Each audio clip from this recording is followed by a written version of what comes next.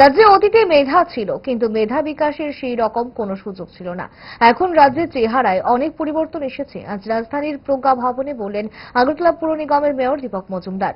অবকাঠামো উন্নয়নের নয়া দিশার ভাবনায় প্রজ্ঞা ভবনে আজ থেকে শুরু হলো 3 দিনের বিশেষ সেমিনার। এই কর্মসূচির আয়োজন ইন্ডিয়ান বিল্ডিং কংগ্রেসের ত্রিপুরা সেন্টার।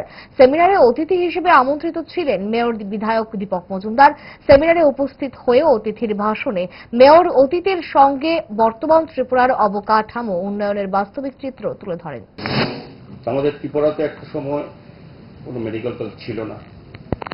ইঞ্জিনিয়ারিং কলেজ ছিল মাত্র নামে দুটি। যারা ইঞ্জিনিয়ার আমাদের এই রাজ্যে হয়েছেন তারা পলিটেকনিক কলেজ এবং ইঞ্জিনিয়ারিং কলেজে তারা ছাত্র ছিলেন বা পরবর্তী সময় তারা ইঞ্জিনিয়ার হয়েছেন।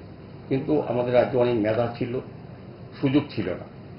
কিন্তু আমাদের কেন্দ্রীয় সরকার আমাদের রাজ্যে ভারতীয় জনতা পার্টি সরকারের নেতৃত্বে হওয়ার পর আমাদের সার্বিক ডেভেলপমেন্টের সঙ্গে এগুলি কথা চিন্তা করা হচ্ছে। এখন আমাদের রাজ্যে প্রতি বছর 400 ছাত্রছাত্রী মেডিকেলে সুযোগ পায়, যেটা আগে আমাদের রাজ্যে মেধা ছিল, প্রতিভা ছিল, কিন্তু সুযোগ ছিল না, পরিকাঠামো ছিল না, যেটা ইনফ্রাস্ট্রাকচারের অত্যন্ত প্রয়োজন।